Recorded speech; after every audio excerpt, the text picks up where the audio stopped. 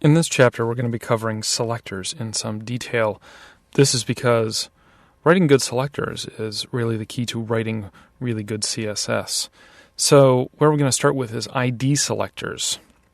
Now, in the markup here, there are a few IDs. There's a div with an ID of masthead, and right after it, there's an A element with an ID of home link, and then after that is an OL with an ID of nav links. There's also a paragraph with an ID of today and a div with an ID of content. IDs are assigned in the markup, as you can see here.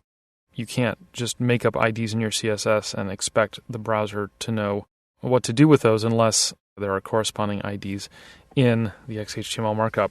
Now, there is a special rule about IDs. You can only have one instance of a given ID in the document. So here I have a div with an ID of content. That is the only element in this entire document that can have an ID of content. Obviously, we can have IDs on many different elements. In fact, we could, if we were feeling particularly strange, put an ID on every single element as long as every single one of those IDs was unique. That is a requirement, that IDs have uniqueness within a given document. The way that you select IDs is like this.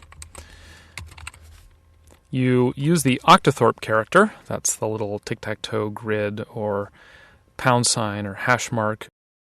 So you have that, and then immediately follow the octothorpe with the name of the ID. So since we're trying to select the element with an ID of masthead, we just say octothorpe masthead, and then we're going to give it a background of, let's say, green. And then if we go over to our web browser and take a look, hit reload, there's the green. What the selector is saying is select any element whose ID attribute has a value of masthead, and then make the background of it green.